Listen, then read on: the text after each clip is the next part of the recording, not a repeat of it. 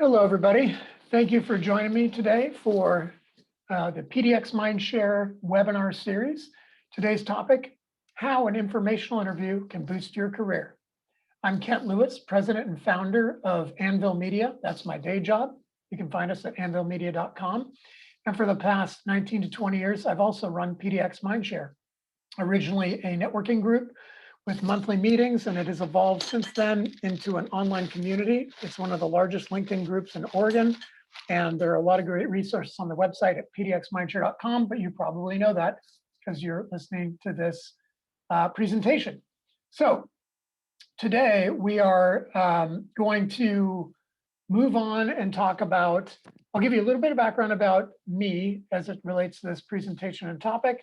I'll talk about some of the benefits of informational interviews, some best practices, and I'll leave you with a few resources. We will be posting this deck up on SlideShare, I believe, and then also the recording will be posted to our pdxMindShare YouTube account for future reference. So thanks again all for attending. Let's get started. So career trajectories are different for everybody. Everybody has their unique story. Mine starts in Seattle, where I grew up and went to college, and moved shortly after graduating to Portland for an actual paying job after an unpaid internship at an agency up in Seattle. When I moved to Portland, I knew one person, my cousin, and it was really kind of tough to meet people. I started becoming friends with some of the folks I worked with in the PR agency I was at, and some of those folks I'm still friends with. Only after under 2 years in high-tech PR, I moved into SEO, search engine optimization, or website marketing at a digital agency, and then was recruited shortly after that to a different agency before I co-founded my first agency, WaveRock, with an old boss. I did that for about a year and a half. That fell apart the next day. The next week, I went over to my CP and said, I need to start hang a shingle to do consulting, and that ended up being Anvil because I had an easy with that name. A year or two later, I started, well, actually in '99, I started pdxMindShare, but it wasn't until 2001 I started with the meetings. And about 10 years later, we started workshops, and the workshops replaced the monthly networking groups for more of an education focus. And then we've evolved to be completely online. So my career is primarily beyond running an agency as I speak, I write, I teach. Those are the elements I do out of passion, out of interest, and it's also helps build the business. But I will tell you this, informational interviews really kickstarted and helped shape my career. And so basically my first ever informational interview was at an agency up in Seattle, where I ended up doing my 3-month full-time internship based on 2 informational interviews, one on the ad side, one on the PR side. Decided PR was for me.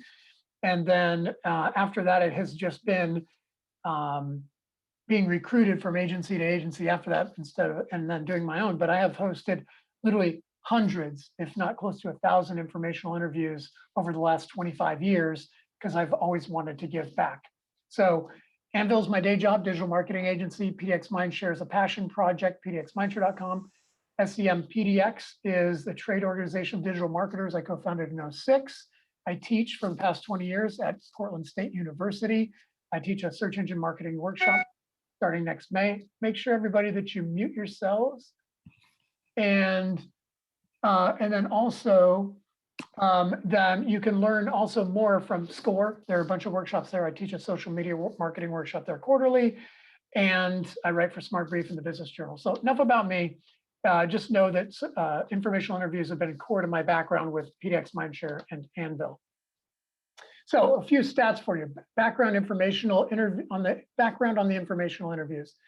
An interview success formula created a report, and it found that 80% of all new jobs are unadvertised. So the best way to find an ideal job is to network. 7% of applications come from referrals, but ultimately result in 40% of those hires. So referrals and informational interviews are a key part of that, building your network, are a majority of hires because of that third-party validation. If somebody you trust refers you somebody, you end up hiring them. That's been true at Anvil the past 20 years as well. While only 1 out of every 200 resumes result in a job offer, 1 out of 12 informational interviews result in one, which is hugely powerful. So informational interviews are secret sauce. Lou Adler, according to his research, 85% of jobs are filled via networking. So the combination of building a network and then taking the next step and having an informational interview with people in your network is going to increase your likelihood of getting a job between 10 and 20x greater likelihood. So reiterating some of the benefits of informational interviews versus traditional job interviews for an open position is not a huge investment in time by either party, so you don't have to over prepare, and the person that you're meeting with isn't necessarily preparing either. They're just doing you a favor and talking about themselves for 15 to 30 to 45 minutes if you're lucky. It's low risk, right? So you get to learn from seasoned professionals, and there's not the pressure of a traditional interview. You can be yourself, they can be themselves, and so it tends to be more authentic and more relaxed. You can gain access to people far more senior than hiring managers, executives, owners, CEOs, work your way down. And then also because of the part of the efficacy of informational interviews is it short circuits the hiring process because you're meeting with people at the top. And if they like you, they're going to refer your resume or you to meet with people down the chain. So you filter down instead of trying to come up through your college friends at the junior role that don't have the same clout. Also, it benefits senior management. They get to get your perspective, what's going on in the market, how expectations of future hires, et cetera. So yes, you get firsthand advice and insights from experts, and you can develop rapport with them, but per the graphic here, but I think it's really about short-circuiting the entire process and increasing your odds of getting a job at a place you want to work at once you get to know them. So I'm going to talk through a few best practices in greater detail here. Number one is the research phase, and that involves identifying informational interview candidates. Then there's the networking phase, which is connecting with those candidates. And then the informational interview process, so best practices for the interview and then post follow-up. So identifying people, making contact, preparing for your interview once they've confirmed, conduct the interview, and then following up. That's the simple process, but let's break it down a little more. So identifying candidates. I recommend starting with your industry. What industry are you in? You can read industry publications, blogs, newsletters, either join associations or monitor what companies are members of certain trade associations. In my case, it would be digital marketing. It might be mechanics or auto racing or underwater basket weaving, whatever your area of industry interest is. And I recommend targeting your ideal employer based on their vision, mission, core values, purpose. You should align what they write on their website or have in their annual reports or however big the company is. When they talk about who they are, does it resonate with you? I don't see a huge benefit to pursuing informational interviews with individuals at corporations you do not respect or trust. They might be great talent there, but you're better off, I think, talking to somebody that's actually already in your dream job and learning from them rather than somebody that might be actually more seasoned or interesting or even qualified, but they're working in a company perhaps that you would never want to work at or don't respect as much, or you can balance it and do both. So identify those key executives or managers. LinkedIn is a great place to do that. Their corporate website is another. So who are these people? What is their tenure? What has their journey been? It's also important when you're doing your homework to make the ask, and when you actually interview, LinkedIn is a plethora of information. I recommend starting with a spreadsheet to track who you've reached out to, if they've responded, where are you in a status of made an ask, not confirmed, confirmed, met with, what was the outcome, etc. So I'm a big Excel spreadsheet guy and like to track everything in what I call matrices or matrix for anything and everything I do in life. And I think it's a great way for you to track follow-up. That's what I used to do in the brief stints I've been unemployed in my sordid history. I was tracking who was I submitting to, what was the reply, if anything, was there an interview, was there any follow-up, et cetera. Do the same thing here. The next phase is the networking phase. So that's connecting. You've identified the candidates using, say, LinkedIn. So an example, a screenshot below is when you go to LinkedIn and click on contacts, the little dual icon, the eyes icon, connections, it'll give you some suggested people you can connect with. Here are 4 of them. Of these, I connected with one of them when I grabbed the screenshot, and that's Jason Boley, host at E-commerce Growth Show. Could be a relevant contact for me. I could be a guest on the show. Maybe we could partner, potentially a client, probably not likely, but with 155 mutual connections, I know it's a safe bet and he's likely to connect back with me. So you can see on the lower left, I have over 20,000 connections. It's taken me 10 years to get there. So really the effort's been the last 5 years. I went from 5,000 connections to 20,000. And every day I go into the connections and I click on those to request connections that seem like they are relevant, somebody I should know. And if it's a more strategic outreach, I will actually send a custom note saying why I want to connect. I think it really helps. I follow a certain number of people. I've joined groups. I track and confirm attendance to certain events. LinkedIn is the place for me because my clients, my customers are on LinkedIn, and so are my potential hires. Everybody I need to know is on LinkedIn. It's a powerful network for me. It's an essential network for you, whether you're just graduating or you've been in the workforce, maybe changing gears or looking for a new job or shifting careers. But what I think is powerful in terms of making connections is starting with friends and family. My informational interview at the first agency job was through my mom. She had somebody on her board as an executive director of a nonprofit up in Seattle who was at the ad agency I interviewed at. He was on the PR side. I thought he was amazing. I interviewed on the ad side for his, I asked him and he said, yeah, talk to so-and-so. I did not like her at all. So the main reason I didn't go into advertising, which in retrospect is where I thought I was going to go in my career, is because of one interview and I didn't like her. And to this day, I'm still not impressed with her. 25 years later, 26 years later, I don't think she has any idea how her negative attitude and disrespect for me changed my entire perception of an entire industry of advertising, but it did. Advertising has redeemed itself because I've spent a lot of time in it since, but the PR, I've still loved the discipline. So start with friends and family, tap those connections, ask for anybody you think I should know. I've done a lot of informational interviews with friends and family. Look at industry events, who's attending, attend those events if you can. If you have a student ID, maybe you can get a student discount, or go to the free or low cost networking events versus the higher cost events. Use email and social media to connect with these people. Once you send that connection request on LinkedIn, start building rapport with them, or if you have an email address, send them occasional emails. We'll talk more about that later. But definitely try and target the most senior person you can. And then take notes regarding those connections once you've connected to understand their journey, prepare questions. We'll talk more about that. But LinkedIn is the big takeaway. I have separate articles and resources on Anvil and on my own profile and on my LinkedIn profile about how to better use LinkedIn to build your network. Once part of the connection is to make the ask, right? To connect before you ask for the interview. So assume you have connected, or part of your ask is, I would love to talk with you. I recommend the magic number is 20 minutes. 15 minutes isn't believable.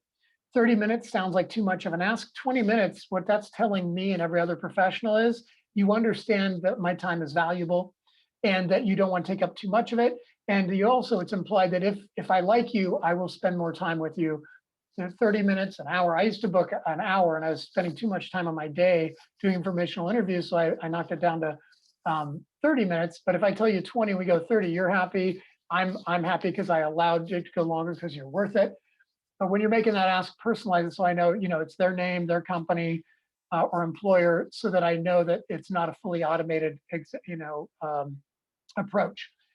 Request that informational interview, of course, face-to-face. If you can meet with them face-to-face, great. For now, until everybody's vaccinated, probably best to just suggest a web conference, a Zoom call. But you could always ask for a face-to-face, or on the back end say, happy to do a Zoom call. If you prefer face-to-face, I'd love to do that.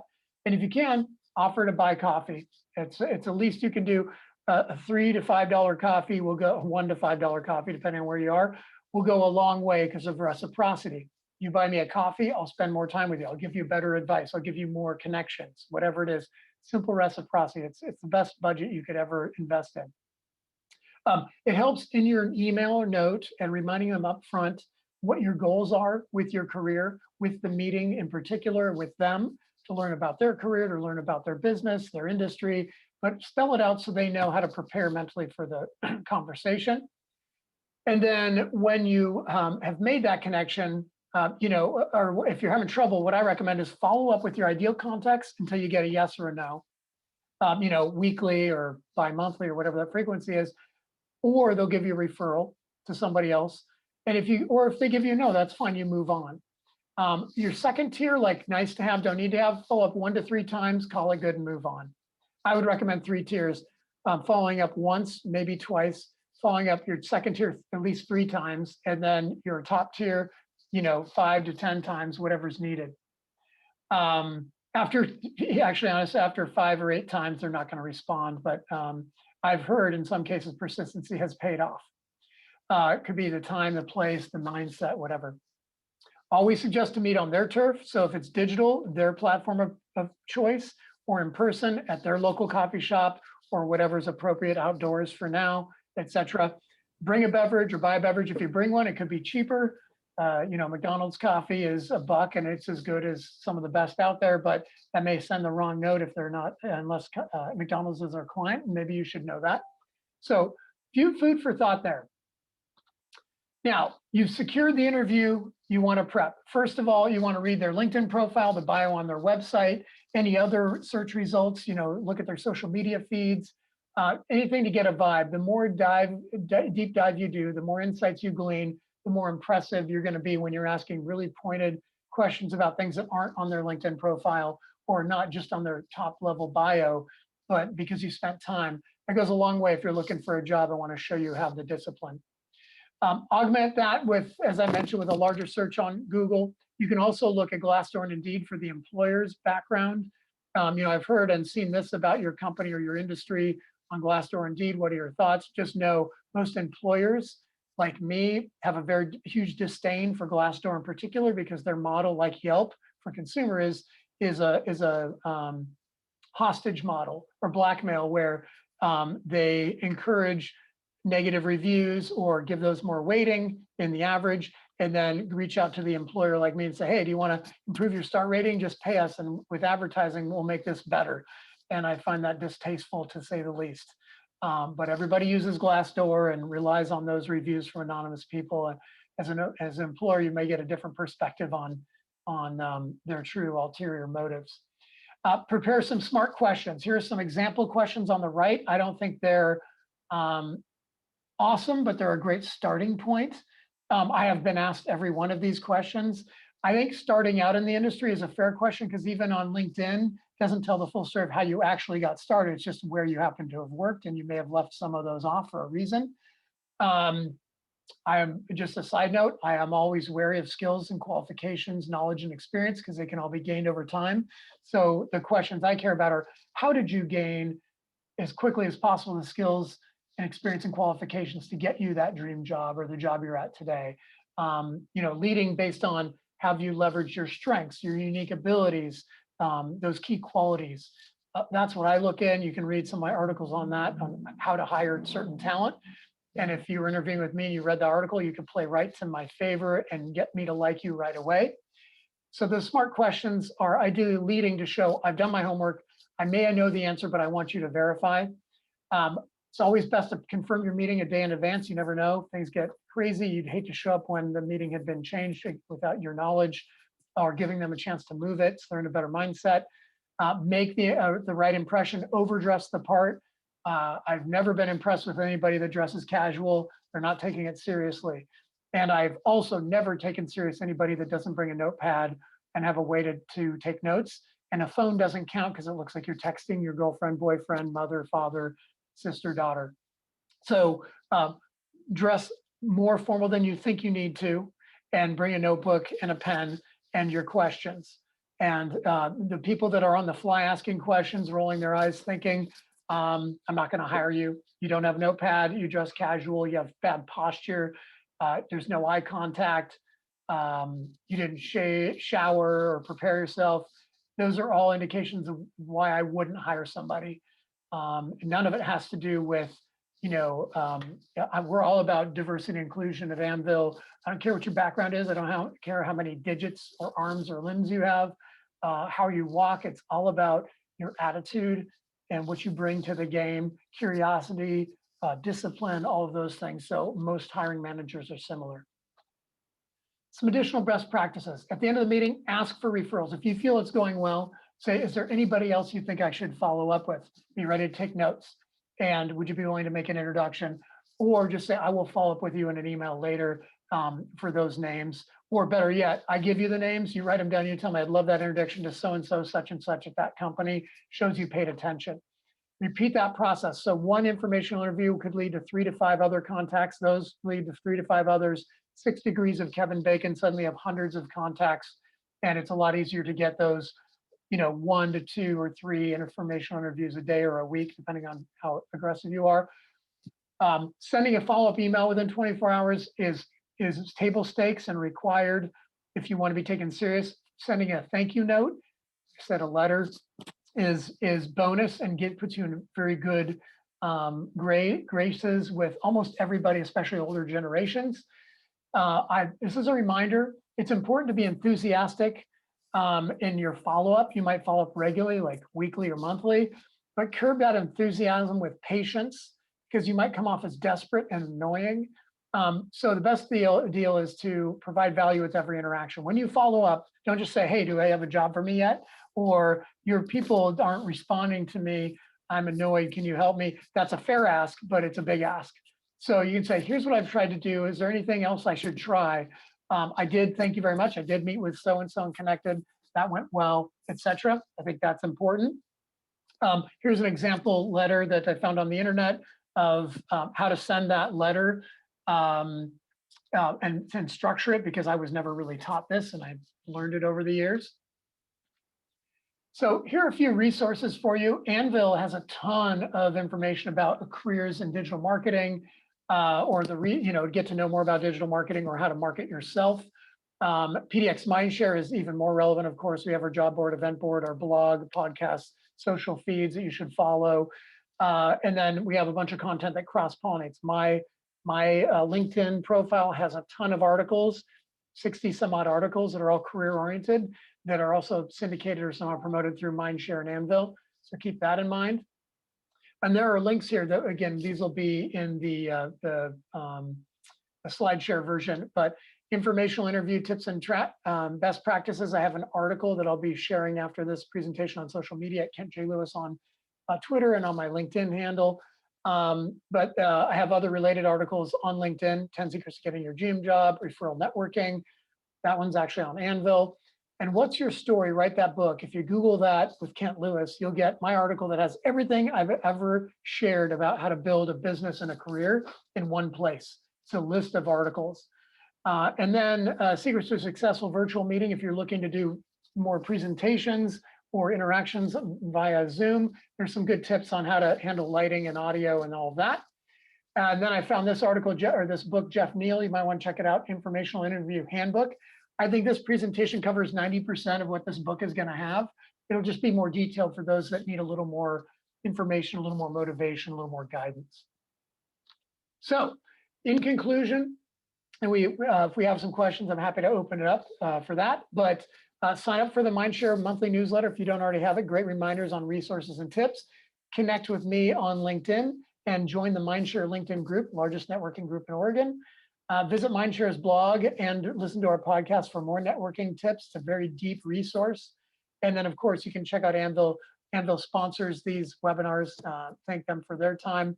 Reach out to me with questions through the Anvil website, and I'm happy to help. So I'm going to move over to questions really quick and see if we have anything that I can help out with there.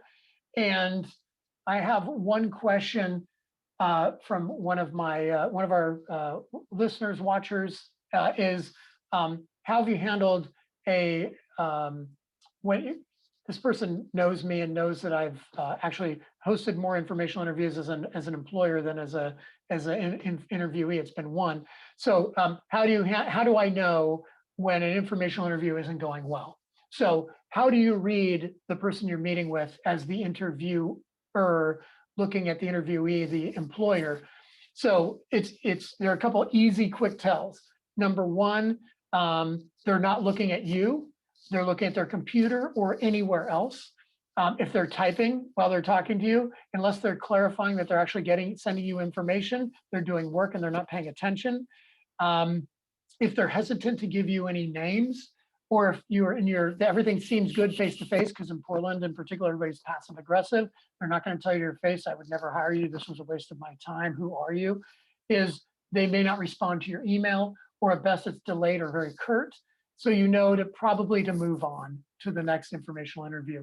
I found that from my experience, this is exceedingly rare. I have a very short attention span. I've known to answer an email here or there, but I give these people my full attention. That is my intent. And so I don't believe I've ever put that air off, but I can tell you it's really important for you to make sure you are not putting that air out. Are you seeing it? And the best thing you do is, it looks like you're busy. Maybe this isn't a good time. If we can talk again later, or if you think we should just, call it a day here, I want to thank you for your time. I'll tell you, if I heard that, I would be floored and I'd feel terrible.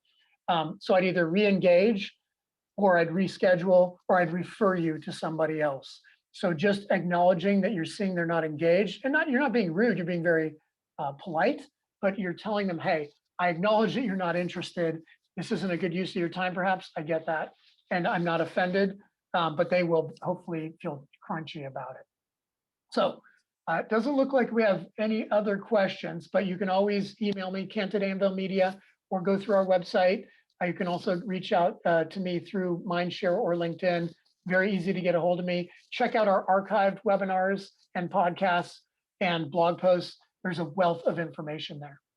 So I want to thank you for your time and your patience on this, and a best of luck as you do your search for your career. And we'll talk to you next month at our next webinar. Check our website and sign up for our newsletter to get updated on our future podcast webinars and other information. Thanks again. Bye-bye.